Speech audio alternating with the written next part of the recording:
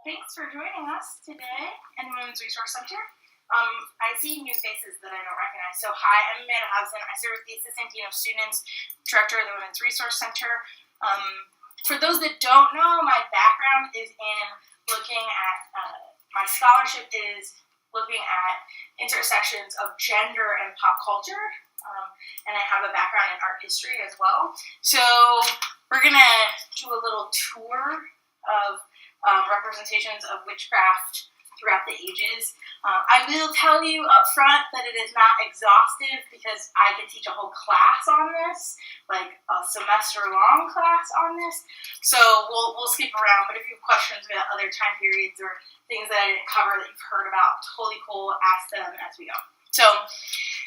So we're talking about witches and other magical creatures, gender and witchcraft through the ages. So the thing I think that's important to recognize is that we have representations of witches everywhere in every culture. So beings that use magic, spells, incantations to affect the will of others or the world around them. So we see those images. So Bonnie from The Vampire Diaries, The Wicked Witch of the West. This is The Witches, which might be the scariest children's movie ever made. The Witches of Eastwick and Practical Magic. I pulled those examples because I think that for contemporary America, these are pretty ubiquitous. You've probably all at least seen most of these images or characters. Maybe Bonnie might be the lesser known, or maybe The Witches of Eastwick. So if you weren't a Cher fan in the 90s, you might have missed that one. You should go back and watch it. Jack Nicholson plays the devil. It's pretty awesome, right? So we see witches everywhere. We see examples of them, all cultures from Assyrian and Babylonian to now, right, have representations of beings that use magic to influence the world around them. One of the things that you'll notice, I'm sure, over the course of this conversation is that most of our examples are going to be women.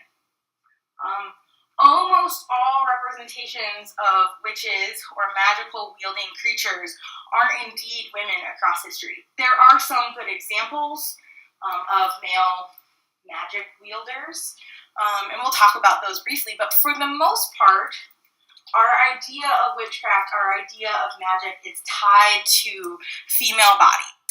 So to think about early witchcraft, our early examples of magic wielders, it's important to understand that from the modern view, we see magic and witchcraft as sort of a sidebar of science and technology, right? Like, that's how we explain the things that we don't understand is through magic, right? Or miracle, right? But for early folks, that was just how you explain things. It was magic, it was a miracle, it was something that was unexplainable. Therefore, someone used magic to influence that thing that happened, right? Okay. So we see in Greek mythology and Roman mythology and Egyptian mythology, we see a pretty wide swath of people that we would probably consider today magic users or witches, right? So Hecate, the image that I'm using here is William Blake's Hecate from 1795. Blake was an esoteric British engraver and poet who did a lot of illustrations from the Bible, from Greek and Roman mythology. So you'll see most of his artwork is actually about sort of mythical beings. But Hecate is the Greek goddess of witchcraft, magic, the moon, creatures of the night, or doorways. You've probably, if you've ever seen The Craft, which we're going to talk about at some point, or almost any modern witch movie or show, Hecate probably comes up at some point as the goddess of witches. So it's an interesting thing to think about the fact that the Greeks literally had a goddess that was devoted to magic and witchcraft. And they don't just have one. And so we're going to talk about that in a second. So people make offerings to her in doorways, thresholds, or at other sort of junctions like the crossroads. If you watch Supernatural, sometimes Rowena or the other witches will sometimes make sort of sacrifices or offerings to Hecate. So that's where some of this comes from. And she was mainly worshipped during the new moon. That was when her festival was, because that is the time of rebirth and the time of darkness, right? So the moon is the darkest. So, okay.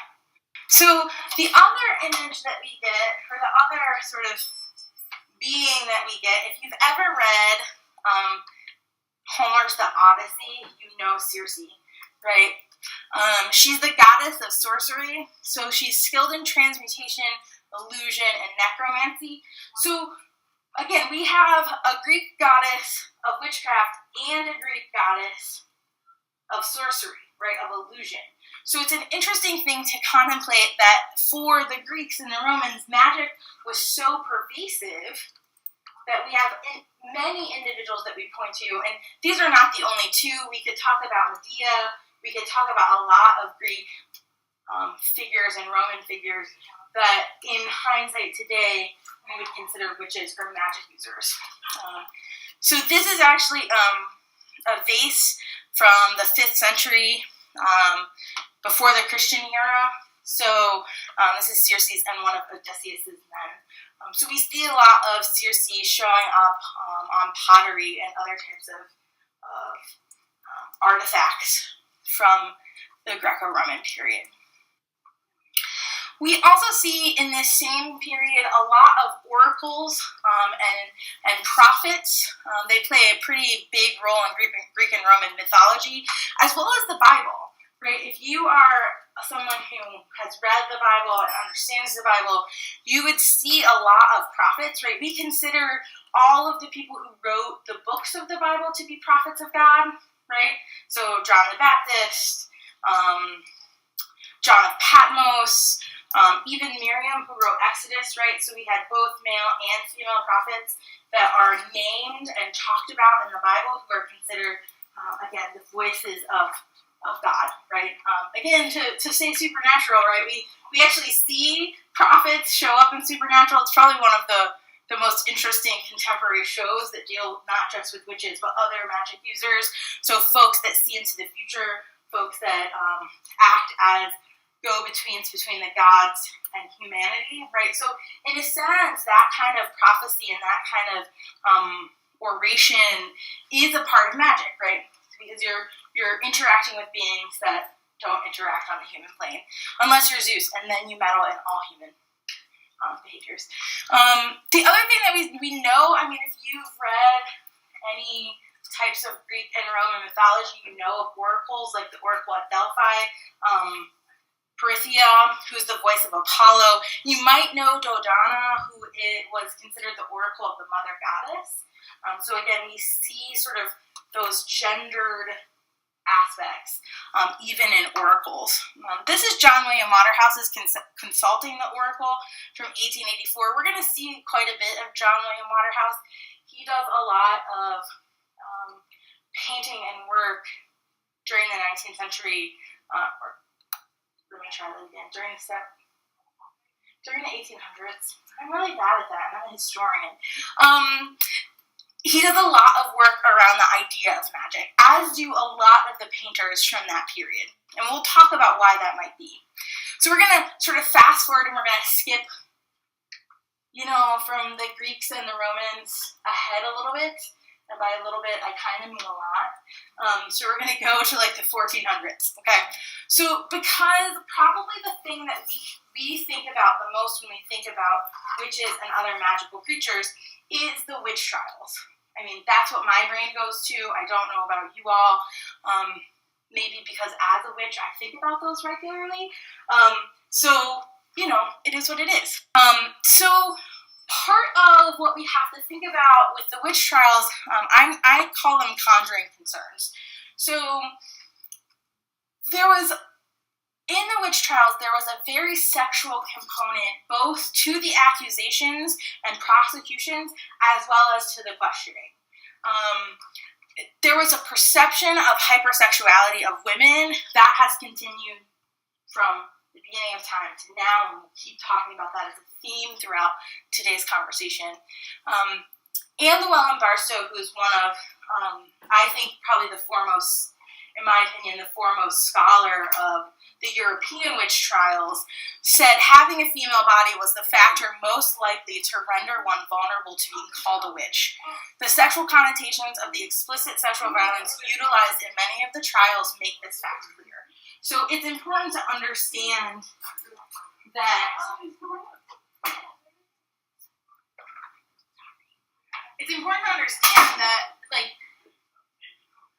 being a woman was sometimes enough to be called a witch during the witch trials. So there were some factors that they considered. So the beliefs about witchcraft during the Middle Ages was that witches rode by night, they made a pact with the devil, they made a formal repudiation of Christianity, they had secret nocturnal meetings, right? So we see that Hecate being the goddess of witchcraft, but also the goddess of night.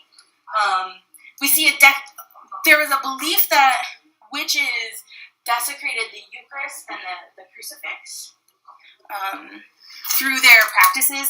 And there was also the idea of three other things that are important. That witches participated in orgies, right? That hypersexuality of women. That they sacrificed infants. And that they were cannibals, right? So there were some interesting.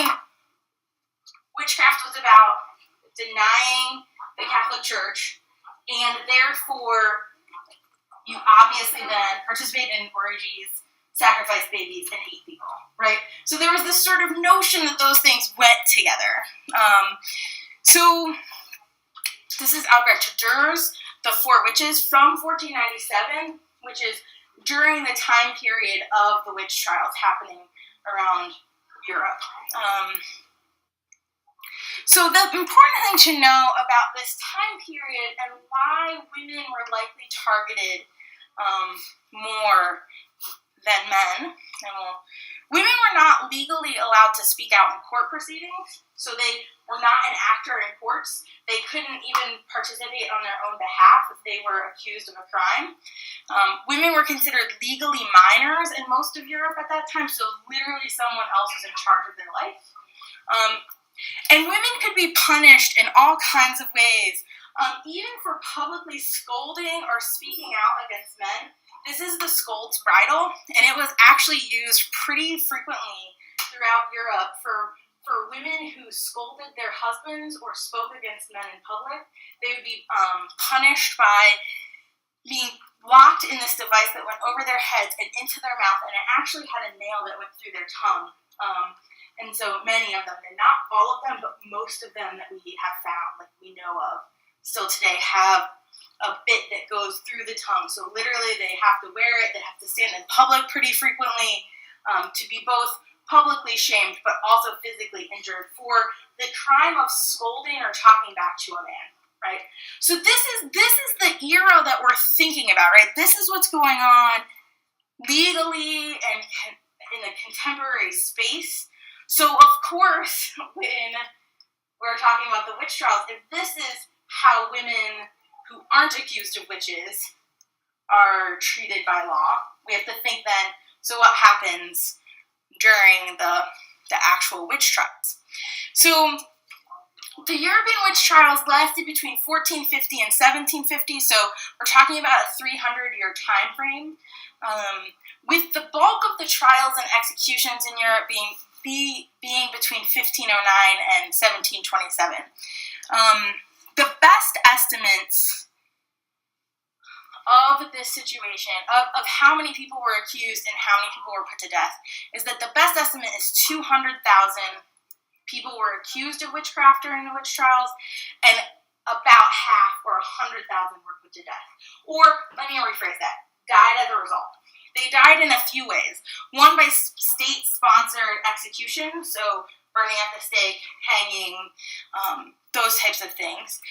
They also died by mob-style executions, so someone would be accused of witchcraft by their neighbor, there would be no trial, there would be no anything, and the neighbors would just take them out and put them to death themselves. The third way that people died from the witch trials was torture was used extensively during the trials, and many people actually succumbed to their injuries based on torture. So those were the three main ways that women died. The reason why we don't have better estimates or better knowledge of exactly who died and how they died is that there's a pretty big vacancy in the records. So there's a lack of complete records. Some towns completely destroyed their records, or they accidentally or on purpose. There are a couple of different things that would happen. The other thing is that we find that even the records that we do have just say 4 witches hung today, right? So nothing about who, no names, no ages, no anything. Sometimes it would just literally list, okay, we hung 5 today, or we hung 12 today, or we hung 3 today. Like, that's just how the records are. So it's pretty hard to understand or know what is going on, right? One of the things that's important to understand is that during this period, being a healer or a midwife likely led to you potentially being considered a witch. In part, during this period, we see a professionalization of healing, right? So doctors become more on the rise, folks that are trained as medical professionals. So there became this tension between healers and midwives and professional doctors, right? And so in part, some of the records show that folks that were targeted were healers or midwives, and often in direct opposition. There was a doctor that had come to town, and now all of a sudden there's this tension between the scientific doctor and the healing midwife. And suddenly she goes from being the person that we've all sought out to heal us for generations, she or her family, and now we're accusing her. And actually, in some towns, the records show that people were going to the healer one day and accusing the healer the next day of witchcraft, right? So it's an interesting thing to think about. So the belief was actually, we see this in records, she who can cure can kill, right? So if she can heal you, she can kill you too. So it's an interesting thing to contemplate when we're thinking about this. This is Francisco Goya's Witches Flight. If you know 1700s art, you probably know Goya. He is very well known. I could have put any number, probably about 30 different images up here, because he has so many paintings that deal with witchcraft. Again, this is just after the witch trials end. So we see a lot of ideas of witchcraft and in art. The other thing that we see, speaking of art, right? So in the midst of the height of, in the middle, right, of the height of the witch trials, we see Shakespeare's Macbeth, right? How many of you have read Shakespeare's Macbeth? Okay, many of you, right? So we are introduced to the Weird Sisters, so 3 witches, right? Their best known lines, double, double, toil and trouble, fire burn, and cauldron bubble, right? So the first performance of Macbeth is 1606, right? Right in the midst of the witch trials. So think about that. We are burning and hanging witches all over Europe, and we're watching witches on our stage in London, right? It's an interesting juxtaposition, right? And they're obviously a bad character within this, but still we're putting them on our stage. If you've read Shakespeare, you know Shakespeare has lots of magic wielders. They show up everywhere, from Midsummer Night's Dream to Caliban and in The Tempest. Wow, that was a brain. Right. So our image here is Johann Heinrich Fuseli's The Weird Sisters from 1785. You can see these figures from Macbeth, the 3 witches, show up in a lot of art after Macbeth has its first performance. The other thing that I want to mention about the witch trials in Europe is and how they influenced the American witch trials is the Malleus Maleficarum, which translates to the witch's hammer. It was published in 1486 and written by a Catholic clergyman named Heinrich Kramer. For 200 years, the Malleus Maleficarum was a bestseller. It was second only to the Bible for those 200 years. And remember, this is like, you have to hand copy it. There were some printing presses in the latter part, right? But for the most part, we're talking about hand copied things and the bestseller, right? Number 2 behind the Bible. That's pretty impressive. In the Malleus Maleficarum, Kramer argues that witches must be tortured and put to death. They have to be routed from our existence, and that they are the problem with all of it. All of our contemporary problems are because of witches, right? This is what he's arguing. What's interesting about the Malleus Maleficarum is if you know your Catholic Church doctrine, in 900 CE, Christian era, the Catholic Church actually passed the Canon Episcopi, which outlawed magical acts and witchcraft in the church, calling them the pernicious art of divination and magic. So the Catholic Church in 900 had said, nope, we outlaw all witchcraft, all magical acts, all divination. It is against church doctrine. You can be excommunicated for it, right?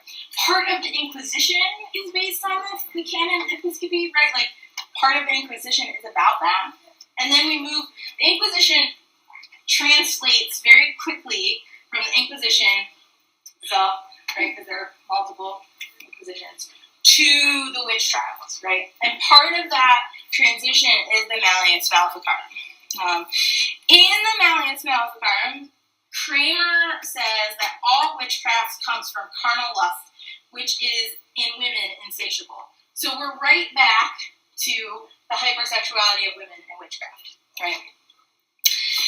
So when it comes to the American witch trials, most of us think of what?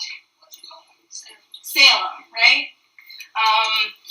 Salem actually wasn't the first in the United States, or what was the American colonies at that time. According to colonial law, witchcraft was a capital crime in the colonies, which meant that you could be put to death by the state for practicing or engaging in witchcraft or magic. Our first witch trial in the United States is in 1662 in Hartford, Connecticut. 46 people were accused. 11 were executed, right? So this is just one example throughout New England and throughout the colonies. The Salem witch trials lasted around a year, so 1692 to 1693. We know that probably the best because it had the most lasting impact. Partly because of Nathaniel Hawthorne, and then partly because we get the play based on Hawthorne much later, right? Arthur Miller writes the play in reaction to McCarthyism, and we're going to talk about that too as we move forward. So, I didn't tell you. This is the Salem Witch Museum. It is in Salem, Massachusetts. You can visit it today. You can see dioramas and performances of the witch trial. Not performances, but like, what are they called? Animatronic, wax figures, that kind of thing, in the Witch Museum. My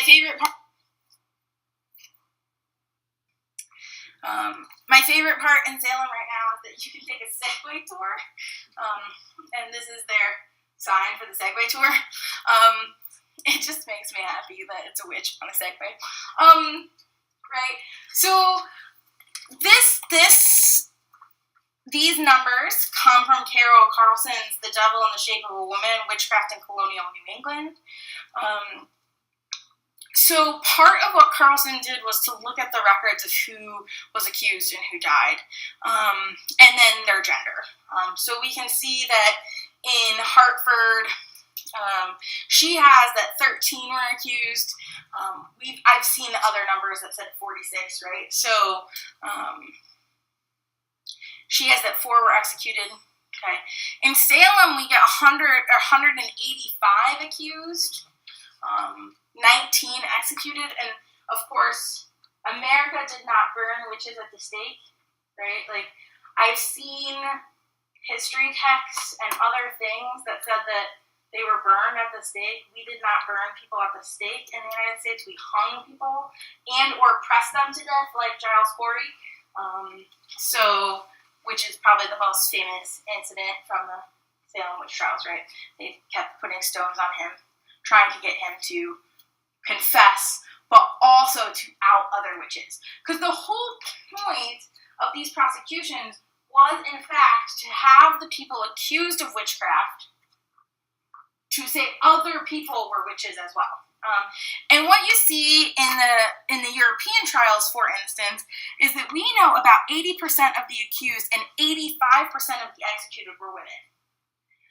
Of the 20% of men who were accused, almost all of them were linked to a woman who was accused. So they were family members.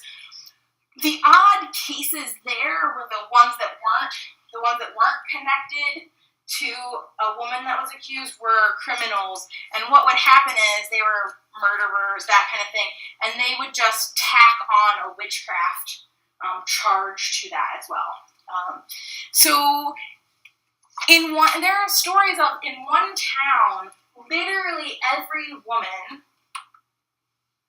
was brought in and charged with witchcraft. Every woman in the town was charged with witchcraft. Right? So this is an interesting thing when it comes to thinking about gender and the portrayal of witches. Okay? So the thing that I think is important to understand, and this, again, comes from Anne Llewellyn Barstow, that she argues that the impact of the witch trials is actually still felt in women's rights today.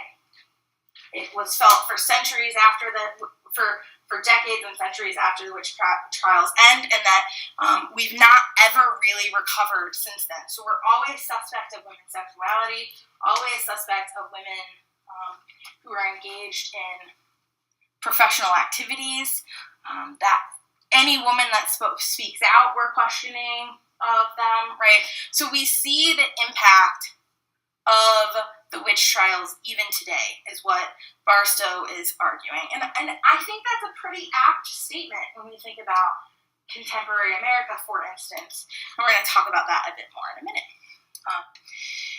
So again, I'm jumping ahead. So we're jumping from the witch trials to a contemporary movement of spiritualism. Spiritualism is a belief in communicating with spirits of the dead. So again, in a sense, this is magic, right? If you can communicate with the dead, that is magic. Spiritualism was a national trend in the United States, but also around the world, and it was at its height between 1850 and 1920. It gained pretty specific popularity in the time after the Civil War, with pretty easy to understand reasons, right? Like, we lost a lot, in the United States, a lot of people died in the Civil War, right?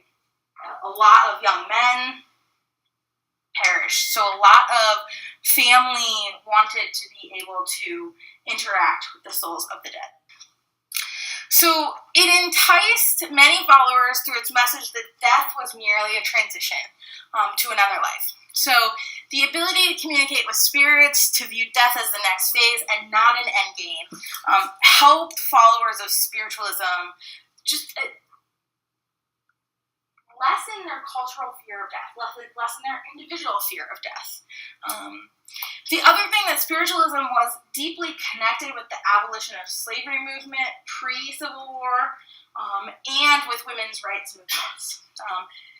So spiritualism valued the potential of each individual, right? So, and their psychic connection to the world.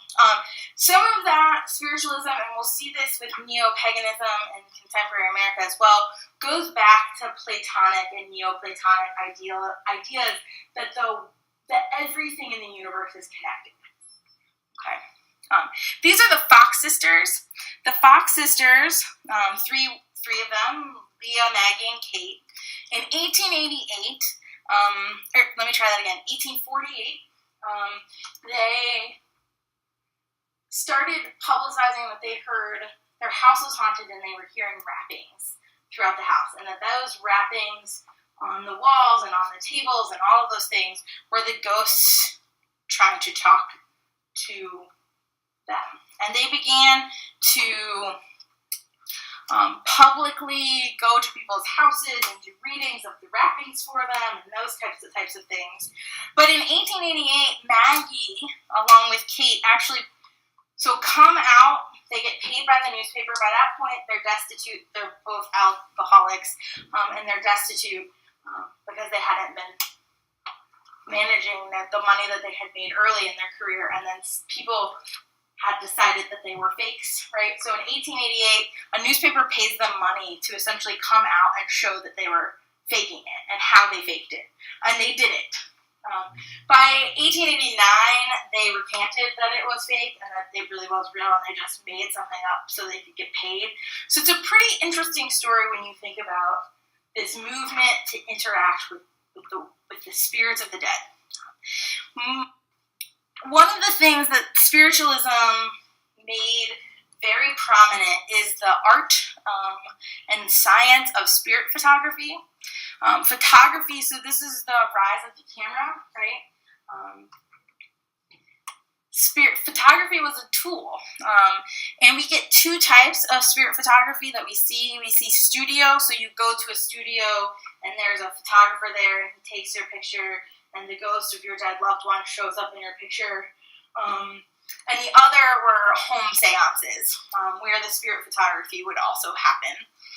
So it just demonstrates, again, our continued need to connect with the dead and create evidence of the afterlife. This is an actual spirit photography sitting. This was a studio sitting from William Hope from 1890.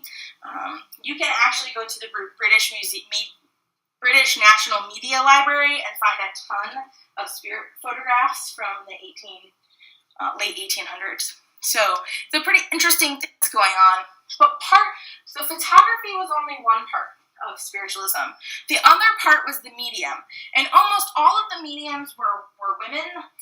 Some of the men that were doing spirit photography said that they were mediums, and that's how they were able to capture the images of the ghosts. But for the most part, mediums were predominantly female. And they never went to a house or to a seance by themselves. They always sort of had a manager. That manager was typically male. So their job was to utilize their bodies as well as their psychic energy to channel the power of the dead and to facilitate communication between the living and the dead. So this is Martha Baroud, also known as Ava C. Ava traveled to houses. She went to stages and performed her mediumship. We see images of ectoplasm. Ectoplasm considered the remnants of spirit energy. Ava C was pretty sensational because she would often do her mediumship nude.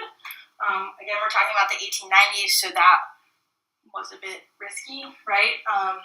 And it was really sexual. So there was a woman that also worked with Ava C and her handler, Baron Schreck-Natzing.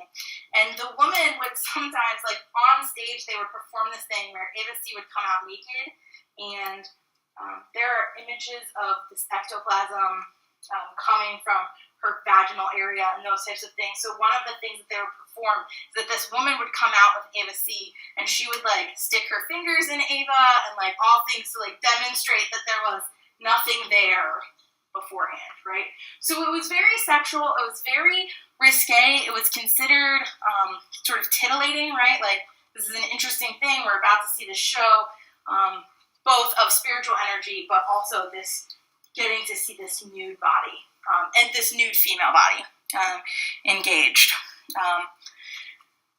You can find a lot of images of this type of mediumship. There was a really great art show, museum show called The Perfect Medium, Photography and the Occult. You can actually buy the gallery book. That's pretty amazing with tons of photographs. So if you're interested in spirit photography or spiritualism or the way that these seances work, this is a really good thing to check out. It's important to know with spiritualism that there were these things called home circles. And one of the most famous home circles actually happened in Ohio, in a town that I lived in for 20 years, the Coons Spirit Room. They were family-based. So Jonathan Coons, his wife Abigail, and his oldest son Nahum were mediums in this place called Mount Nebo, Ohio, from 1850s during the 1850s. According to the Coonses, the spirits informed Coons through seances that he was the most powerful medium on the planet, and that all 9 of their children had psychic gifts. And the spirits then directed the Coonses to build what we know as a spirit room. So they built this building to the specifications of the ghosts, of the spirits. The master of ceremonies was a spirit named John King, and there were 165 spirits present, according to Coons. And those spirits told him that he specifically had to build a spirit room that was log, so it was a log cabin. It had to be 12 by 14. It had to have shuttered windows. It had to have one door. It had to have 7-foot ceiling. It had to be equipped with the following: a tenor drum, a bass drum, 2 fiddles, a guitar, an accordion, a tin horn, a triangle, a tambourine, and 2 tables, a rack for the instruments, bells, and copper doves hanging from the ceiling. Those are some really demanding, specific ghosts, right? So they do it. They build the spirit room.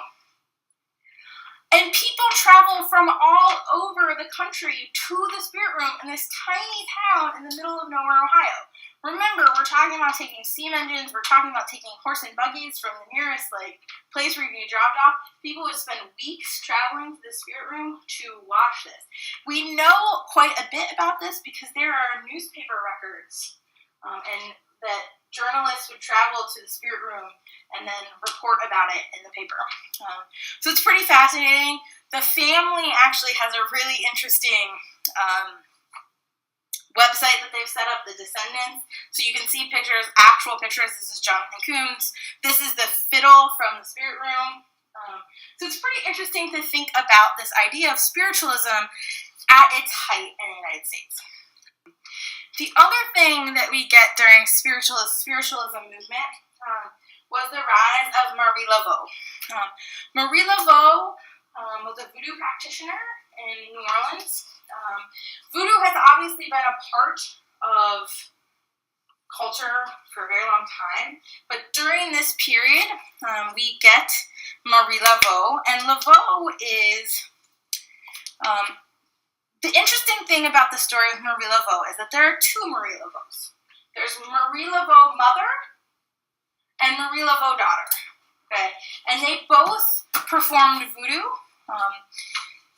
So they were voodoo priestesses, calling on spirits, interacting with the world of the dead. Marie Laveau, the mother, was very involved in the placage balls in New Orleans, which were a place for white men to go meet women who were of mixed racial backgrounds, to sometimes for things like prostitution, sometimes for things like affairs and mistresses, right? So it just sort of depended, but she played a pretty big role as a matchmaker at the placage balls. And then Marie Laveau, too, got the reputation as the voodoo queen. New Orleans, right? So we see magic playing a part of all of this period across all of the United States, both with spiritualism, but also, right, with voodoo. This is Marie Laveau's mother, and then this is Marie Laveau's tomb in St. Louis Cemetery number 1 in New Orleans. What I can say is this picture is nothing compared to what's usually there.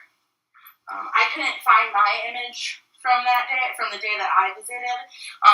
So people take tribute to Marie Laveau still today. So when you walk up to her tomb, there is usually all kinds of things: cigarettes, money, alcohol, jewelry, flowers, food, you name it. People leave it as tribute to Marie Laveau to help settle the spirits.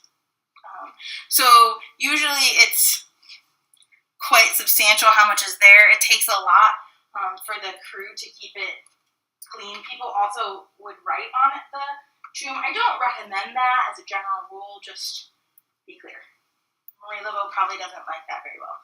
I wouldn't like it if someone wrote on my tomb. Right? Yeah, you can check out pictures on the internet. There are tons of really great images of people leaving tribute. So as we move forward, again, I'm skipping a little bit, but not tons. And actually right now I'm not skipping at all. So we see images of witchcraft and magic in pop culture across the board, right? So in 1922, we get Häxan, Witchcraft Through the Ages, which is a Swedish silent horror film. It's written and directed by Benjamin Christensen. It is a blend of documentary and fiction film, or some people call it fictionalized documentary. They released it sort of saying that it was a documentary, right? It's pretty clear from the images that it's not. It explores witchcraft, demonology, and Satanism. In my experience, my way of talking about Häxan is that it's the precursor to found footage horror films, because it sort of attempts to show that it's a documentary while you know that it's a fictionalized account. The devil is actually played in this film by Benjamin Christensen, the director and writer. We knew that essentially going in, right? So we see these explorations even in silent film, right? And then we get movies like The Craft from 1996, which is one of my favorite films, right? That's a great film when we're thinking about witchcraft. If you haven't watched it, you should watch it. So contemplating the idea of the witch as the outsider has always been a part of contemporary culture, and we see that continuing. We see images of the witch on television. Bewitched, right? Way back. That's Dark Willow from Buffy the Vampire Slayer. That's Charmed. If you don't know Charmed or Buffy, please fix your pop culture knowledge. American Horror Story did a whole season on witchcraft, right? Coven, which might be one of the more compelling seasons. So in my experience, right, thinking about these ideas, set in New Orleans. Disney also is obsessed with witches. I don't know if you've ever paid attention to this. Disney, this is just all that could fit on the screen in one shot. So we've got Ursula, we've got the witch from Snow White, we've got Mama Odie, we've got Dr. Facili, we've got 2 Maleficents because Maleficent is key, and also they're different. Maleficent of the early animated film is a witch. Maleficent of the contemporary 2014 Angelina Jolie picture is a fairy. So a magic-wielding creature, but not a witch, right? So there's an interesting thing that happens. We've got the witch from Brave. If you haven't seen The Black Cauldron, it's all about magic. It's probably one of the darker Disney animated films, and by probably, I mean it is. And then Hocus Pocus, right? So the Sanderson sisters. So Disney is obsessed with witches. I could probably, like I said, put up a whole other screen of Disney witches. So it's interesting to think about how they influence even our kids, right? But again, here you see predominantly women, with a few exceptions of some male magic wielders. We see, again, that return to hypersexuality when we're talking about witches. I think it's important to contemporary witch portrayals attempt to co-opt contemporary neo-pagan ideas about sex magic. So that's where the hypersexuality comes in. We see Anne Llewellyn Barstow uses the term supersexuality in talking about this. And there's some really interesting medieval literature that essentially say that all women are so sexually voracious that they're even down with sexual violence. Like, that's okay.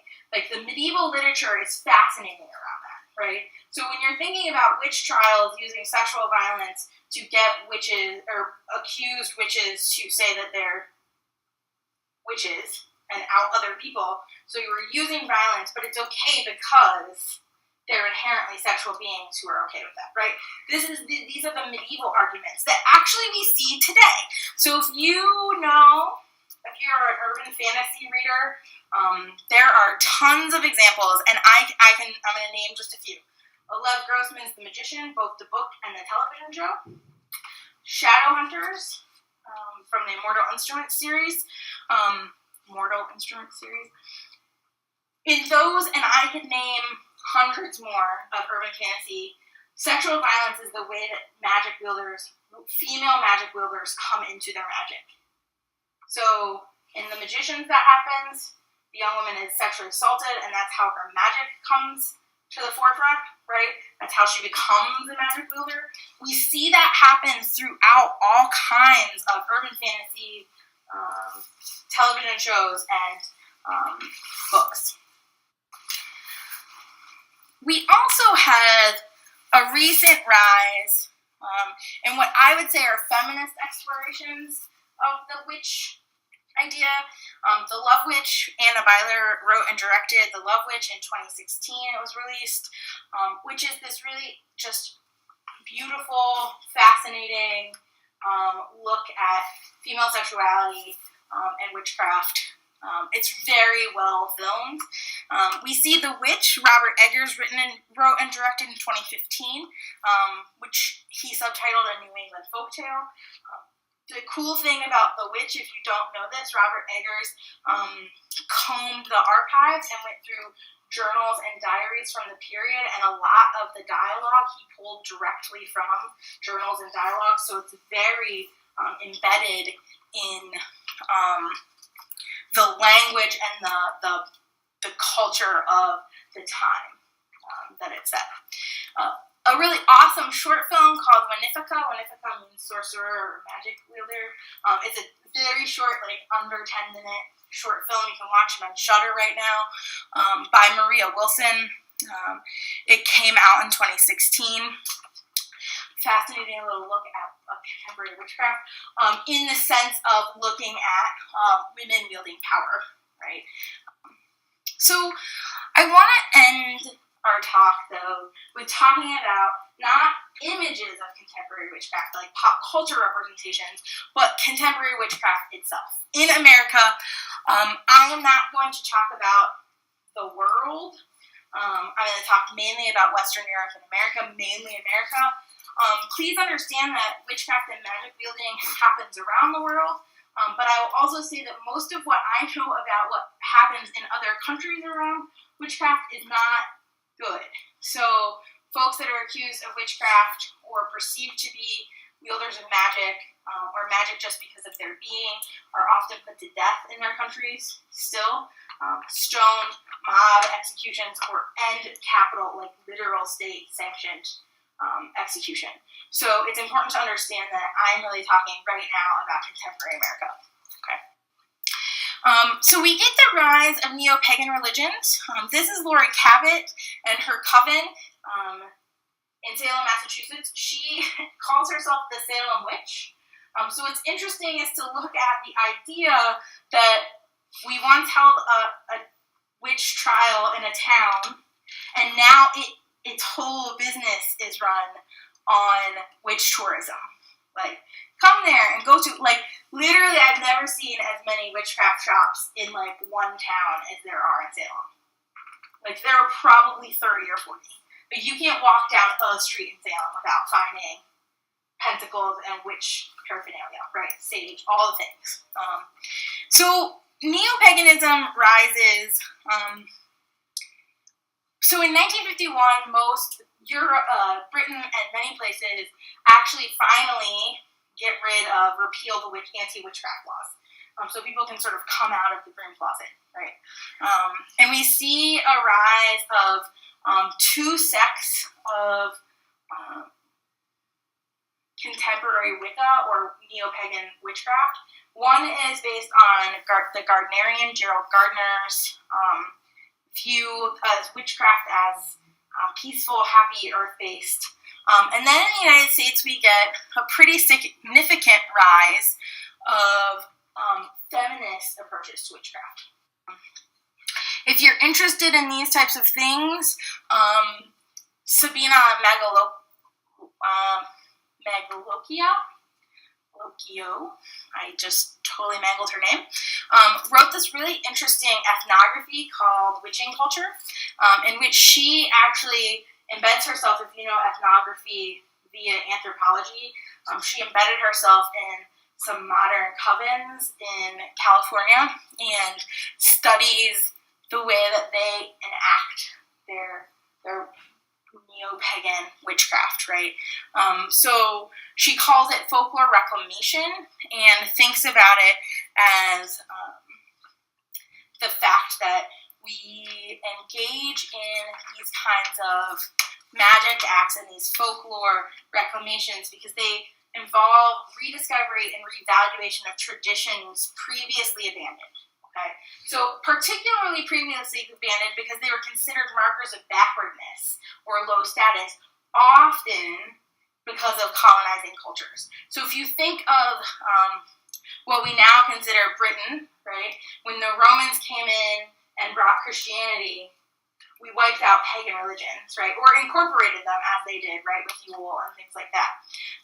So we see this idea of contemporary neo-pagan or witchcraft as a hybridized spiritual framework. And so this is a really interesting ethnography. And again, we see feminism embracing the concept of the witch. Both in pop culture and art, we see the rise of both Dianic and feminist Wicca. So Dianic witchcraft started by a woman who called herself Z Budapest. Went in a direction that was moved away from understanding a dual god-goddess structure to focusing almost solely on a goddess-based worship. We see contemporary feminist witchcraft moving back away from focusing solely on the goddess. Starhawk probably is the person that we most associate with modern feminist Wicca, and she, in fact, pulled us back from that soul goddess worship. I will also say we use the witch as emblematic of women's history and women's rights, right? So we see every time women begin to make strides, we begin to see sort of calling on women as witches, right? Like, or magic wielding. One of my favorite quotes ever is that in 1992, when the movement to pass the Equal Rights Amendment had come back around, Pat Robertson, you probably may know that name, argued that the campaign to pass the ERA was a socialist, anti-family political movement that encourages women to leave their husband, kill their children, practice witchcraft, destroy capitalism, and become lesbians, right? Like all of those things, right? This is just a fascinating contemporary idea of feminism equaling being a witch, right? And killing your children and becoming a lesbian, right? This is Cindy Sherman, one of my favorite photographers. This is Untitled number 151 from 1985. She plays a lot with the dynamics of women's bodies and the sexualization of women's bodies. A super recent book that I would highly recommend, it's very readable. It has really great historical overview. Is Witches, Sluts, and Feminists by Kristen Sollee. She very much talks about the way that feminist consciousness-raising groups sort of turn to covens in parts of America and parts of the feminist movement. She argues that we moved from witchcraft allegations, so we end the witch trials and we immediately move to hysteria diagnoses, so women being called hysterical and being put in mental institutions for those things. So I highly recommend that. Another really interesting group is Witch, formed in 1968. Witch stands for Women's International Terrorist Conspiracy from Hell.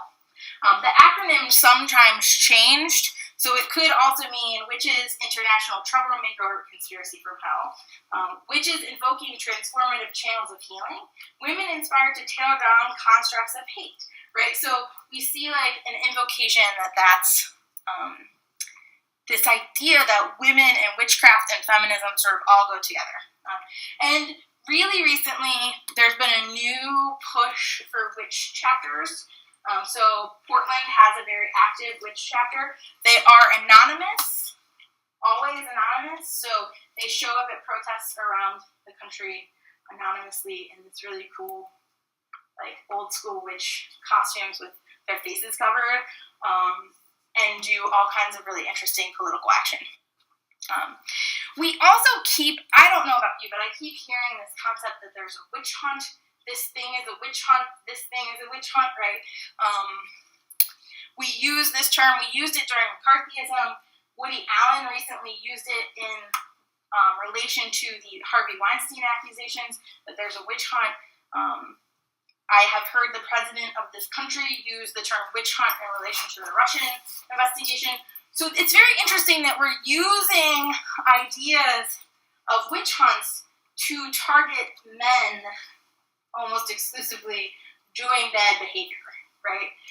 So we've taken a thing that actually had legitimate and lasting impact on women's lives and using it as a political statement, as a political modifier. This is just a witch hunt, right? Like, as if people didn't actually die during the real witch hunts. So contemporary American culture is fascinating around this thing. And I'm going to leave us with this image from the Women's March. We are the granddaughters of the witches you couldn't burn. So I would say that feminism has very much embraced the idea of witches and witchcraft in contemporary America. So it's now time for questions, and I know that we're almost at the hour. So if anyone has questions or comments. None? That's okay. All right, well, if you want the bibliography of things that I looked at or would suggest, there you go. Thank you all for coming. I appreciate it. Have a good day.